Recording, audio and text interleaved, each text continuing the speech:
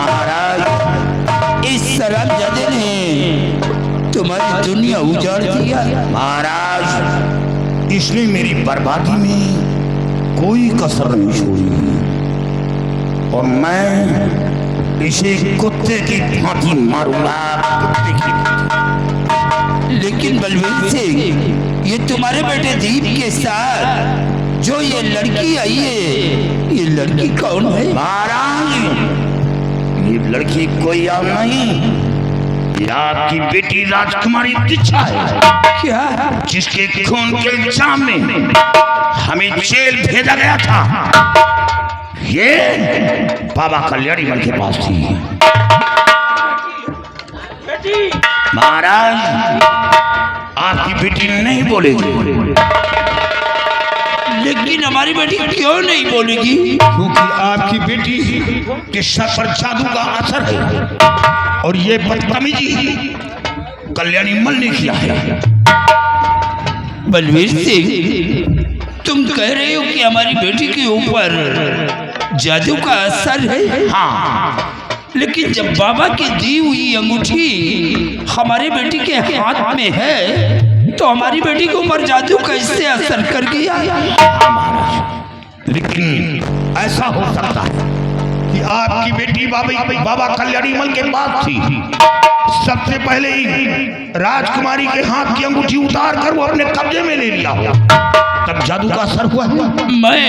मैं अभी देख रहा हूँ।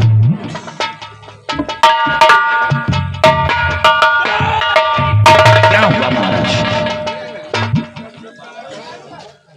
बलवीर सिंह, अब वो अंगूठी हमारी बेटी के हाथ में नहीं है। महाराज, जब वो अंगूठी नहीं है तो आसाम राज्य में कोई ऐसा तांत्रिक नहीं है जो शहजादी के सर का जादू का असर खत्म कर सके। अब आपकी बेटी कभी ठीक नहीं होगी क्योंकि कल्याणी मल जिंदा नहीं है। अब कौन है इस संसार में मेरा? मैं किसके सहारे पर अब जिंदा रहूं? मैं ये सदमा कभी नहीं बर्दाश्त कर सकता। मैं मौत को गले से लगा लूंगा, लेकिन मैं अब दुनिया में जिंदा नहीं बचूंगा।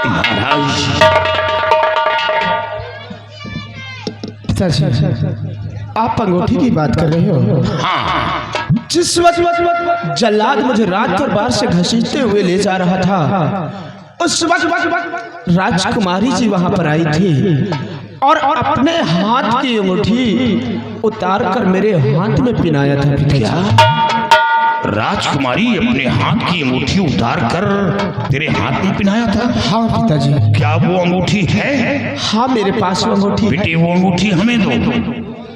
देख लो पिताजी, क्या ये वही? हाँ बेटी, ये तो वही अंगूठी है जो बाबा कल्याणी मल ने राजकुमारी को दिया था। इसका मतलब किसी अंगूठी के जरिए तो जल्लाद के हाथों से बच गया, नहीं जल्लाद के हाथों से मारा जाता। बेटे, जब हमारे और तेरे बीच जंग हुई थी तो जमीन पर गिर गया था, तेरे सीने पर खंजर मारना चाहा, लेकिन मेरा बदन कांप उठा था, मेरे कदम पीछे हट गए थे। उसी वक्त हमें एहसास हुआ इस बच्चे के पास कोई दैवी शक्ति है।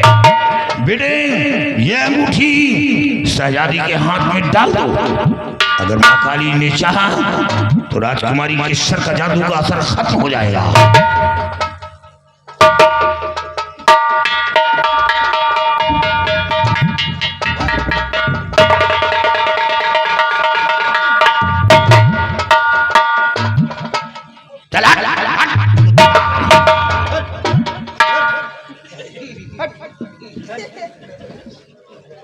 बलवीर सिंह,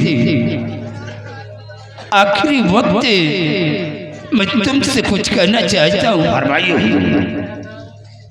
रंजीत सिंह, चुपचाप खड़े रहो। आखिरी वक्त मैं तुमसे कुछ कहना चाहता हूँ। तुम्हें अच्छी तरह से मालूम है कि हमने अपनी जिंदगी में कभी बहुत दुख उठाए, कभी हमने सुख नहीं देखा, और फिर हमारी बेटी बाबा कल्याणी मठ के मठ पे थी। हमारी बेटी को कौन अपनाएगा? हमारी बेटी के साथ कौन शादी करेगा? क्या हमारी बेटी जिंदगी भर कुंवारी बैठी रहेगी?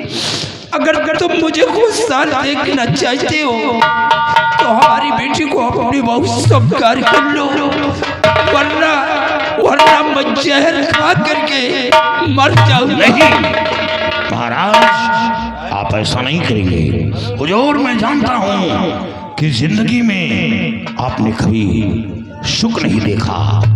पहला गम महारानी के इंतकाल का।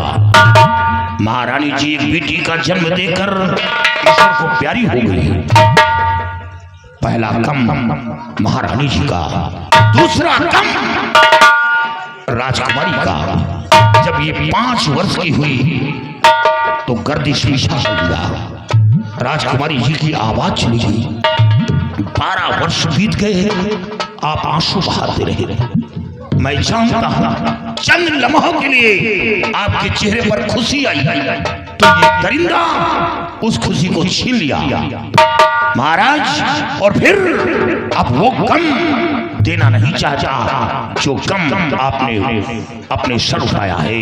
महाराज, मैं वही सेनापति बलबीर सिंह हूँ। आपकी खुशी के लिए ये तो बहुत छोटी बात है, मैं अपनी जान कुर्बान कर सकता हूँ। आपकी बेटी को अपनी बहू स्वीकार कर रहा हूँ। शाबाश मेरे बहादुर, शाबाश। एक कम और बताओ, जो तुम्हारी बहन को बेच पाया उसका भी बदला आज होगा। जाओ बेटे, जाओ। आओ बेटे दी।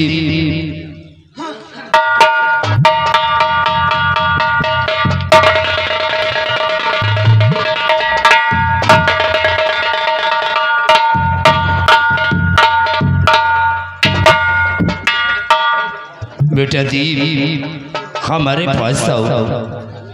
बेटे, मेरे सर का ताज है और इसी ताज के साए में हमारी गरीब प्रजा अपनी जिंदगी को गुजारती है। आज अपने आसाम मुल्क का सम्राट मैं तुम्हें बना रहा हूँ। तुम्हारा राज तिलक मैं अपने हाथ से कर रहा हूँ। हमारी गरीब प्रजा का बराबर ख्याल रखना।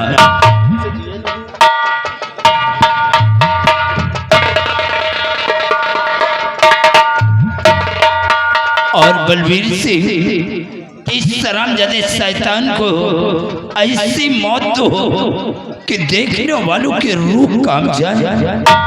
महाराज, इसने मेरी खुशी को छीना है और मैं इसकी खुशी को छीनूंगा और मैं इसे जिंदा नहीं छोड़ूंगा। मैं चल रहा हूँ।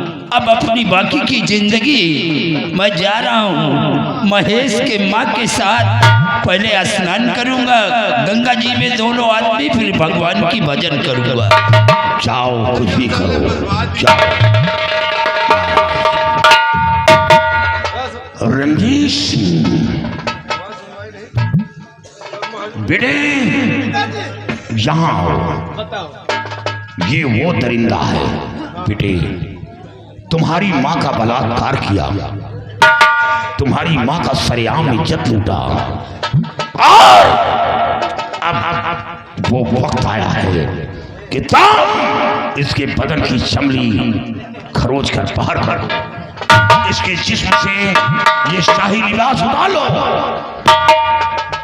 आपने ठीक कहा पिताजी, इसने मेरी माँ का बलात्कार किया है। मेरी माँ का ही बलात्कार नहीं बल्कि रोहनिया में भी जाकर बलात्कार किया है।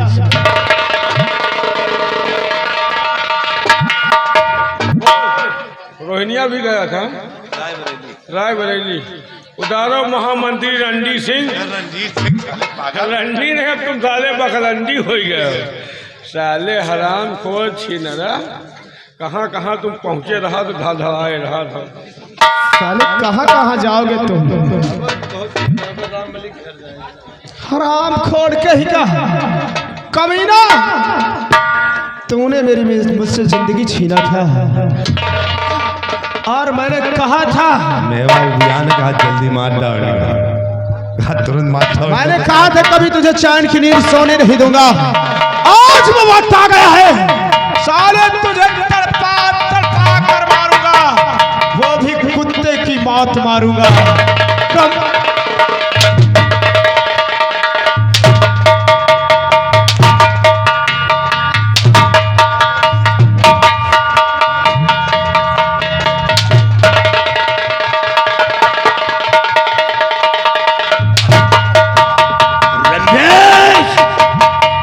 याद रख, तेरे बदन के कीड़े मकोड़े तेरा पिंड नहीं छोड़ रहे हैं।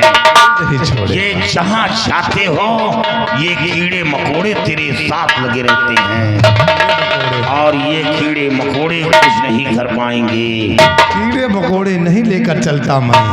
नहीं, मुझे छोड़ दो, आज हम लोग कहीं जाना है। नहीं नहीं नहीं,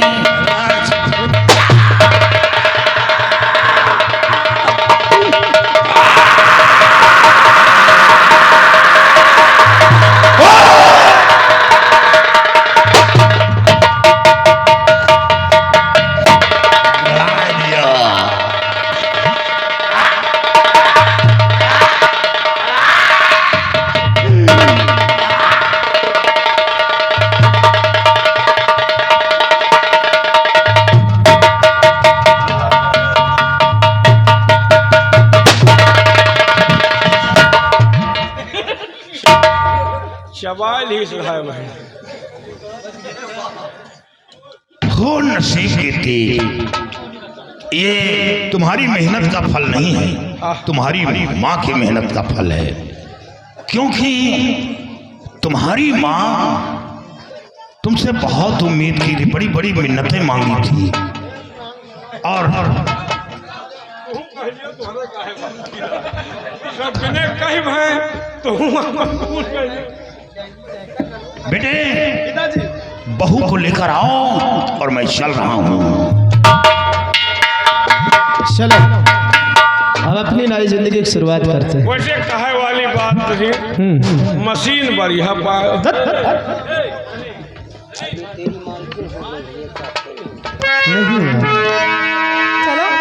चलो चलते हैं। ओ मुरली वाले मोहन मेरे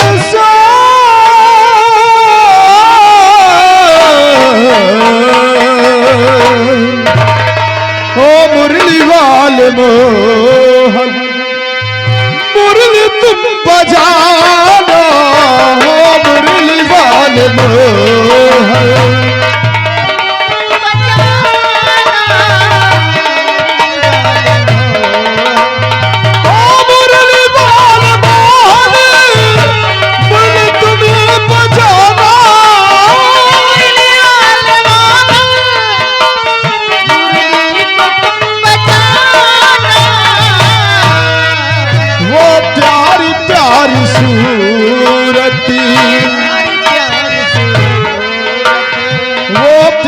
प्यारी सूरती आकर के तुम दिखाना, वो प्यारी प्यारी सूरती।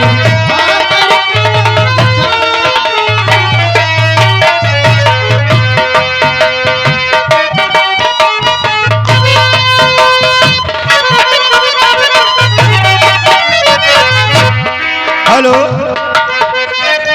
हेलो, राइडर ध्यान दें, ये आगे राजेश यादव दूध वाले, आप गोसुआपुर निवासी हैं। हाँ भैया। ये 121 रुपए घरमाली साहब का व्यवहार है और साथ में शिव कुमार ग्राम भटनोसा 101 रुपए घरमाली का व्यवहार। धन्यवाद। अरे जुग जिया तू धमनवा के भाग जागल हो, लैला लाल हुई है फुलवा के दीपक मनवा में आग लगा।